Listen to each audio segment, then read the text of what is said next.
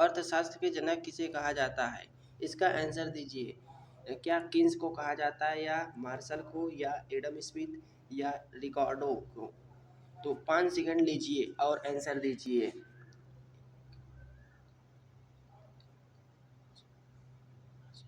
तो अर्थशास्त्र के जनक एडम स्मिथ को कहा जाता है। एडम स्मिथ को अर्थशास्त्र का जनक कहा जाता है।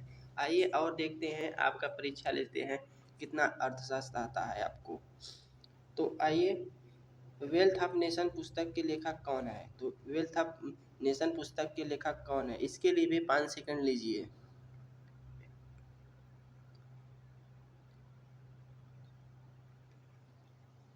तो वेल्थ ऑफ नेशन पुस्तक के लेखक एडम स्मिथ है। वेल्थ ऑफ नेशन पुस्तक के लेखक एडम स्मिथ है। आइए और देखते हैं, मांग का नियम क्या कहता है? मांग का नियम, लॉ ऑफ डिमांड, क्या बताता है? 5 सेकंड लीजिए।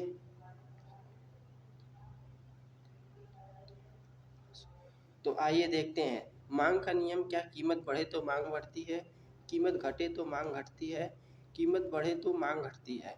तो मांग का नियम यह कहता है कि कीमत बढ़ जाए तो मांग घट जाती है, मांग का नियम कहता है। चलिए और देखते हैं, मांग का नियम ये तो हो गया, कीमत बढ़े तो मांग घटती है, मांग का नियम कहा जाता है। अगला क्वेश्चन, जीडीपी। जीडीपी का पूरा नाम क्या है? लीजिए 5 सेकंड, आंसर दीजिए, आप बहुत धुरंधर हो।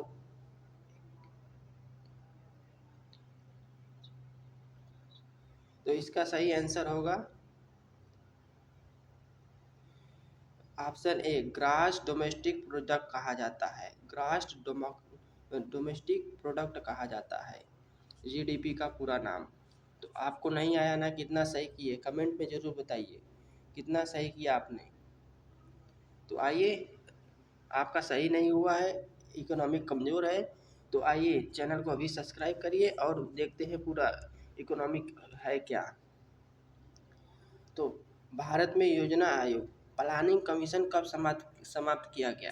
तो 2015 में योजना आयोग को समाप्त कर दिया गया। इसके स्थान पर नीति आयोग को लाया गया। किसे लाया गया? नीति आयोग को लाया गया। अगला है, आरबीआई की स्थापना कब हुई थी?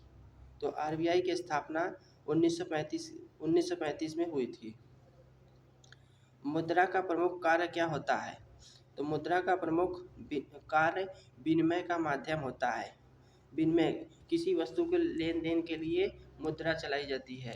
पहले बार्टरी सिस्टम हुआ करती थी, तो उसमें बार्टरी सिस्टम में यह दिक्कत था कि डबल कॉइन्स, मतलब कि जो चीज़ आपको चाहिए वह चीज़ दूसरे वाले से नहीं मिल पाती थी।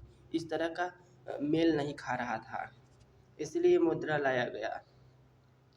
क्वेश्चन, भारतीय भारत की केंद्रीय बैंक कौन सी है?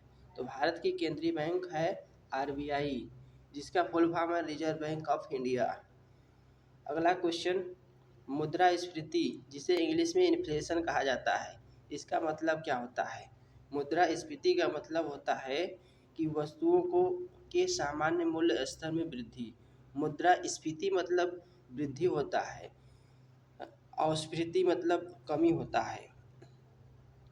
राष्ट्रीय आय की गणना कौन करता है?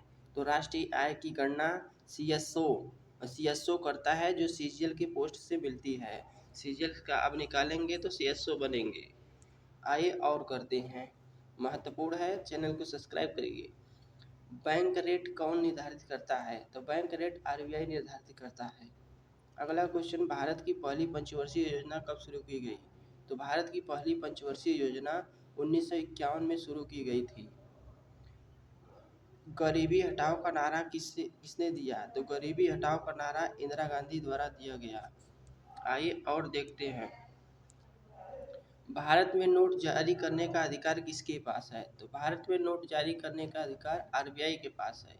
सेबी का पूरा नाम क्या है? Security and exchange board of India SEBI का पूरा नाम है। किसे ब्लैक गोल्ड कहा जाता है? तो पेट्रोलियम को ब्लैक गोल्ड कहा जाता है। भारत में सबसे अधिक रोजगार किस क्षेत्र में है? तो भारत में सबसे अधिक रोजगार कृषि क्षेत्र में है। तो अगला क्वेश्चन, मांग और आपूर्ति किसका हिस्सा है? मांग और आपूर्ति मुख्य सूक्ष्म अर्थशास्त्र का हिस्सा है। जीएसटी कब लागू हुआ? तो जीएसटी 1 जुलाई 2017 को लागू किया गया। लागू करने वाला पहला राज्य हरियाणा, नहीं गलत हो गया। बजट कौन प्रस्तुत करता है? तो बजट वित्त मंत्री प्रस्तुत करती हैं। निर्मला सीतारमण वित्त मंत्री हैं जो 9 बार अब तक 9 बार बजट पेश कर चुकी हैं। भारत का सबसे बड़ा बैंक कौन सा है? एसबीआई भारत का सबसे बड़ा बैंक है, व्यापारिक बैंक है। प्रति व्यक्ति आय कैसे निकाला जाता है? प्रति व्यक्ति आय निकालने के लिए कुल राष्ट्रीय आय में जनसंख्या से भाग दे देंगे तो प्रति व्यक्ति आय निकल जाएगा। अगला क्वेश्चन, आईएमएफ का मुख्यालय कहाँ है? आईएमएफ का मुख्यालय वाशिंगटन डीसी अमेरिका में है। कहाँ है? वाशिंगटन डीसी, जो कि अमेरिका में पड़ता है आईएमएफ का। अगला क्वेश्चन, भारत में हरित क्रांति किससे संबंधित है? तो भारत में हरित क्रांति कृषि उत्पादन को बढ़ावा देने के लिए। नीति आयोग के अध्यक्ष कौन है? भारत के प्रधानमंत्री।